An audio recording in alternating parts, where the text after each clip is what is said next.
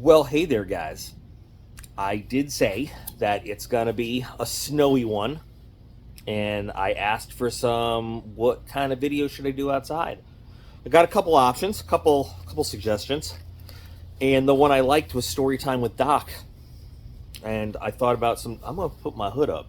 I just came outside because you guys know I'm a wussy in the cold, and I don't like the cold. This hood makes me look like if I keep it like this out of frame, I look like I'm a wizard. Um, so I'm going to do a story time with Doc P because I got a good one that I just told Aiden the other day and he was very entertained by. So we're going to go with that one. It's not too long, but anyway.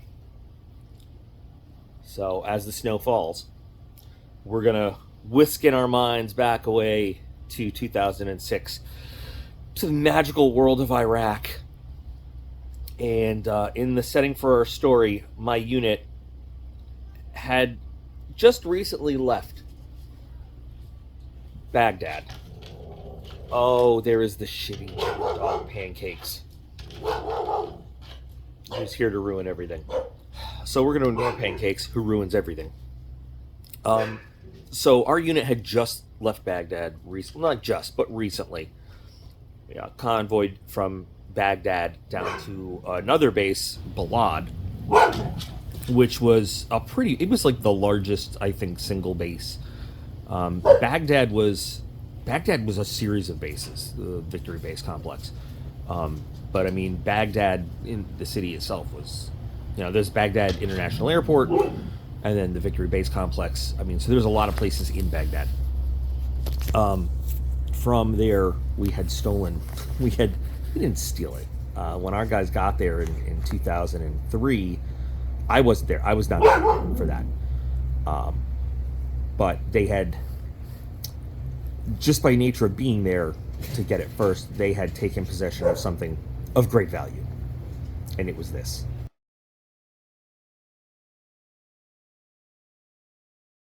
So our guys had possession of this Saddam picture the whole time up at Baghdad. And when we left to go to Balad, we took it with us. And it was like our trophy, our unit trophy, and it lived at Balad with us. At Balad Air Base, which was also called LSA Anaconda. So it had two names for a long time until it just became Joint Base Balad at some point. It was a huge base, like a main base for the Army and the Air Force. And so we had a compound, our own separate compound within Balad. That was, you needed a separate entry badge to get into. Couldn't get in there just by nature of being assigned to Balad or Anaconda. And when we were there, it was still LSA Anaconda and Balad. So you needed a separate restricted access badge to get into our little compound. And we were positioned fairly close to where rockets and mortars would sail over the wire.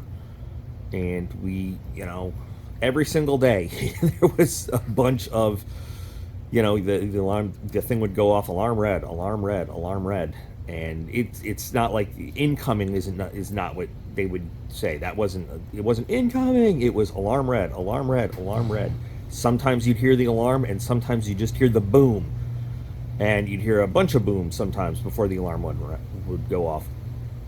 But and we were close enough that sometimes you just get pot shots from AKs or whatever else they had over the fence, over the wire, and so the wire itself was actually, it was wire, but it was a series of concrete barriers, and then on the top, so there were berms on the outside of the base. And you got to remember, we're in the middle of the kind of Tigris-Euphrates Valley there, so there were like palm trees. It wasn't like straight desert where we were. A lot of Iraq is just straight sand desert, but in the central area, you've got the rivers, which made it possible to farm, and so yeah, there was the town or city of Balad that was right there, literally on like base fence line Balad, and people had, I don't want to say city, it wasn't a city, but we called it Balad City. It was there were people with their little Iraq houses and palm trees, lots of palm trees, and some basic farmable land. But what it meant was that there was places for people to sneak around in and everything right outside the fence, right outside the wire. So the fence line around the base, there were like I said, there were these berms that came up right outside, and there were like Hescos, and then razor wire and wire fence line around it. And we had on our side these big, I forgot what you call them, but they're like wide circular concrete posts. And then we had these wooden built guard posts every so often that you could climb up in. And we didn't have to do that security. That was all Army stuff. We were responsible for security of our own compound within. Anyway, I'm just letting you know where we are positioned relative to the outside. So, one day in December of 2006, we come in. And so our housing, like where we actually punch down, is just a little walk away from our little compound. I fucking hate you, pancakes. It's just a little walk away from our little compound. It's not that far. And we normally when we get in, there's a rack. We go in someplace called the Ops Shack, and it's where we have our little, we could just chill. And then kind of right across the way is the command post. In the Ops Shack, we had a big rack we made, a wooden rack where we hang our body armor and our Kevlars and stuff like that, and a little arms rack we put our rifles and stuff, so we didn't have to carry them all around the compound and everything. When we got in there, though, that day, our security guys would greet everybody with, keep your body armor on, keep your body armor on, keep your body armor on, about 7 in the morning or something like that. So we're ready for our morning operations briefings and everything. We're like, all right, okay. So we head in there, everybody's in, and the command post, which is like really it's got the commander's office, it's got our main briefing room, it's got the command post itself, which is where like the battle staff coordinator sits, and a bunch of some screens, and anyway, that's got like a mortar-proof roof over it. I don't know if it's really mortar-proof, but that's what they said. And some computer servers in there and stuff like that. So we go in there. It's just odd to see everybody wearing body armor and helmets in there. File into the briefing room. In the briefing room, it's a room. It's a room. It's a windowless room, and there's a big table in the middle. Like all the important people sit around the table. At the head of the table sits the commander, and then all of us peons. At that time, I was in E4, was a senior airman. We sit on chairs on the sides of the room, and at the far end of the room is a screen, and there's a projector, and we have our operations briefing for the day of like, here's all the missions that we're going to support today. So we all took our seats, and we didn't have assigned seats, but we had pretty much just sat in the same place we always did. And my place was on the right-hand wall, sort of towards the back of the room, towards where the commander sat. So I had a good view out of the door, that we all come in of. So the door closes, and we get ready to start. And they start with, good morning, everybody. The date is so-and-so. It is such and such o'clock. I can't remember the exact time, blah, blah, blah. This is the morning operations brief. Classification of this brief will reach, top secret SCI. And, they go through the standard stuff. And the commander goes, all right, everybody just stop. No, I'm sorry, let me go back a minute. So the first person to brief is always the intel person. The intel, either the intel NCO or the intel officer. We take one of each with us. So they always start, and they give us the current intel situation of what's going on, in the war, and they'll come back and what's going on in the war, and then like what's going on globally in the world around us, so we have an idea, especially what's going on in like Iran, because they're right next to us and stuff like that. And then they'll come back as we're talking about, you know, the day's operations, and they'll give us specific information about, so they won't brief the actual operations. Our squadron director of operations, he'll talk about the operations, but then they'll come back and give us specific intel. And then the senior director for each different crew will talk about Alpha Crew's doing this, and whatever. So it's like just a big goat rope about, you know, like just revolving people standing up there talking about different things when they could do it much more streamlined. So anyway, as our intel NCO is starting to talk, and he was a really good dude, like he was good, like, so he's got a good flow, and he just starts talking. The commander stands up. This guy named Colonel Van, and he's a very good commander. We really liked him. He stands up and he just goes, whoa, stop, just stop. All right, everybody. So listen, here's the situation today. They didn't tell us, they didn't give us any warning. At 6 a.m. today, the local Iraqi authorities hung Saddam. So we're gonna have a shitty kind of day. Half the country's gonna be pissed off and shooting up in the air because they're mad at us, and the other half of the country's gonna be super thrilled and celebrating and shooting up in the air because they're happy. So no matter what you're doing today, people are gonna be shooting all over the fucking place. And we're like, oh, that's why we're wearing our body armor all over the place. And yeah, you know what? When people shoot up in the air, those bullets come down somewhere. And all over the base, just random bullets were coming down. And it just so happens that our intel officer had a bullet come down through his pod. Pod is where you sleep. He had a 7.62 round come down through the roof of his pod randomly. He wasn't in it, but it just happened. He came in, and there was a hole in the roof and a squashed round on the floor. So that set the day, and we were like, oh, the insurgents are gonna be pissed. So we were just set up for a whole bunch of stuff, and there were operations that were scheduled anyway that had to go through, and then we had this thing called XCAS. XCAS is where you have airplanes that are flying around in a circle around areas where we know bad guys hang out, and they are just waiting for the call for close air support. Just, you know, if somebody needs us, call us. And so you have pre-planned operations, you have XCAS, you have deliberate strikes, which are, so a pre-planned operation is different from a deliberate strike. A pre-planned operation is like, this ground unit is going to be doing a sweep of this area, so these guys are just going to be flying overhead supporting them should anything come up, right? Or maybe like they're going to be doing a sweep of this town, and this is the ultimate objective here, so they're going to be providing follow of the ground unit as they move, and then maybe they have a role to play in the final objective. You know, it's a little different than a deliberate strike, which is like, these guys are flying out with the intent to obliterate this thing on the ground over here.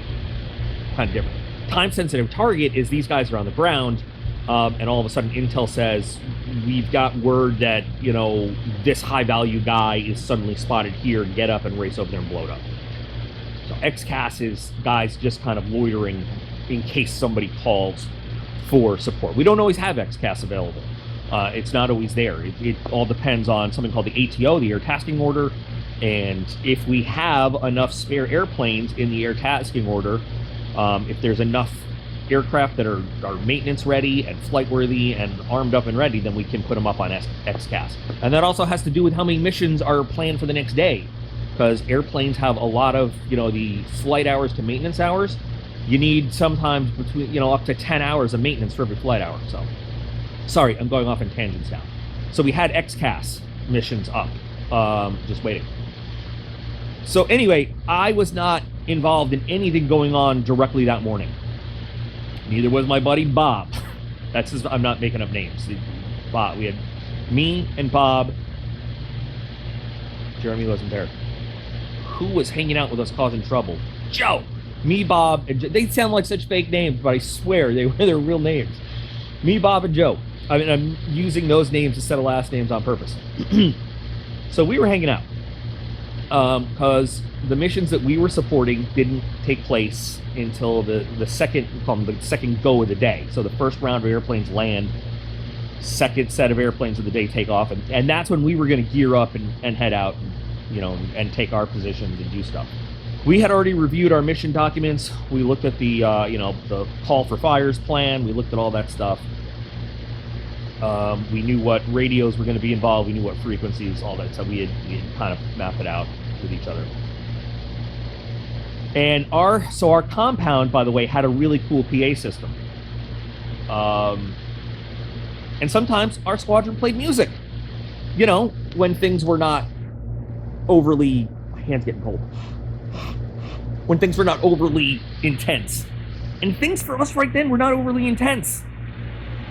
Shit hadn't started too much outside the wire yet. So we were like, hey, let's play a song. Why not? We're hanging out here in the command post. Hanging out with the BST, sorry, Battle Staff, BSC, I'm so cold I can't talk, Battle Staff Coordinator. BST is something else entirely. So, I'm not into too much country, but I really like the song Beer for My Horses by Toby Keith. Whiskey for my men, beer for my horses. It's a song about justice, and I'm like, what a perfect song for that day. Justice was served. So I put on Beer for My Horses over the squadron PA system. At that time, Colonel Van had been a little bit ways away at the group level. So in the Air Force, the organization goes squadron, group, wing. At the group operations building, doing some kind of briefing. Apparently, as the story goes, somebody busted into that and he goes, do you know that your squadron is playing songs about fucking hanging people right now? And they're blasting music about fucking... No, I think that's exactly what it was. Do you know your squadron is blasting music about fucking hanging people right now? And they could hear it right over the wire. And so... Now, I admit, while it is a song about truth and justice in the American way, it might have not been the best choice. For the day they hung Saddam, and his people were a little angry. But I thought it was an appropriate song in my younger days as an E4. So anyway, now Colonel Van, he's a short, stocky black man. But when I say stocky, he's like, there's no fat on this man. He is all muscle. Like, he probably, I mean, honestly, he's probably about 5'4", but he is rock solid. He was like a tank. So he, like, practically kicks the door in. I mean, he got there before the song was even over. Practically kicks the door into the command post. And he's about, like, he has his mouth, like, he's about to start yelling, and he just looks, and his eyes get real narrow, like, mouth, like, how the fuck did I know it'd be you? And he's looking right at me. And I'm just sitting there, like, all innocent, like, what? I'm gonna turn this shit off and get my office. I'm like, okay. So he stopped the music, and he in the office, and he kind of yells around, all of you. So me, Bob, and Joe, we all go, we stand in his office. Now, when you report, you do the whole saluting. The thing is, we had been under Colonel Van's command for a while now, and we knew him, and he knew us. We didn't go directly report, saluting, Senior Airman Pando reports as ordered. We went in, we stood right at parade rest in front of his desk. And he just looks at us. He goes, close the door, like in that angry, and I don't remember who closed the door. He goes, sit down. And so we sit down. And he just sits there for a minute. And, like, have you ever seen a black man get so angry he's red in the face? I don't mean this in any racial way. I'm just like, do you know how angry he has to be to be, like, red in the face? But he, like, calms down, puts his hands behind his head, and, like, leans back, and he goes, whose idea was this? And I just go, like, sir, I thought it was, like, a celebration song. Like, Ding Dong, the Witch is Dead. And he stops me right there, and he's like, fucking shut up. He goes, do you understand like the international incident potential that you could have caused right here? And I'm like, it's a celebration song. It's not like. He goes, they just hung like these guys' like hero leader, and you're blasted a song about a happy-go-lucky song about hanging people. And I'm like, sir, I thought it was a happy celebration song, like, like, hey, our number one guy, like, hey, truth and justice, hey. And he looked at me and goes, shut the fuck up. And like, this is how leaders talk to people behind closed doors. And we're all trying not to laugh, honestly. The three of us are trying not to laugh. And because we're sitting there trying not to laugh, and he can see that he is sitting there now trying not to laugh at us. Because we're like these three senior airmen, and if you've ever heard of the E4 Mafia in the military, you know what I mean. Like, just troublemakers. Like we knew exactly what we did, and he knows that we know what we did. Nobody's, and he just looks at me, he's like, you guys are so lucky, you're so good at your jobs, and we need you. And we're like, yeah. For real. I'm going to find some extra duty for you guys to do. I'm going to figure something out. But like, we're in Iraq. Every day is extra duty. What more are you going to do to us? He's like, I'm gonna figure out something. You guys get the fuck out of here and do your missions today. But I'm gonna find something. And so he ended up having each one of us spend like an extra 12 hours with the radio in different sections. We were ops, we were operations. He had us spend time with like the radio maintenance guys, helping them, maintain radio gear. And that was a party. The radio maintenance guys had their own little tent and little thing, and they had music going all the time. And they were like, they had it set up. We spent 12 hours chilling with the radio maintenance guys, like, hanging out. But so yeah.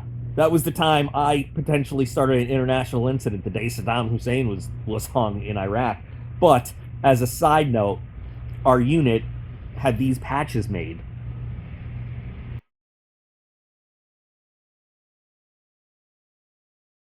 to sell, as like commemoration of being there for a very historic international event. And so about halfway through the deployment, these patches started like going up on the walls, and like we had stickers made and everything. And that's a whole nother international incident story. I still have mine. I had mine when we were back home station in Idaho. It wasn't a problem. When I was an instructor at Tyndall, my patch on the wall, we had these desks, and there was like a fabricy section where patches with Velcro would stick to them. Apparently, mine made somebody very upset because it was a potential racial thing because there was a noose on it, and I got called into the director of operations office for that. And he looked at me and goes, I know there's not a racial element. I read the patch. I saw the patch. I know what it means. You got to take the patch down. Because somebody saw it and got offended. But anyway, there's story time with Doc for today, out in the snow with my fingers turning numb. The day they hung Saddam Hussein in Iraq, and the day me, Bob, and Joe potentially started our own personal fight with the insurgents, over the PA system. So I hope you guys enjoyed it. Anyway, thanks guys for spending the time to listen to this. I hope you were entertained. 100% true story of my stupidity as a youngin'. I was a little older than a youngin', but as a almost youngin' in the military. Remember, you guys are all absolutely awesome. I appreciate every single one of you, and I'll be back again real soon.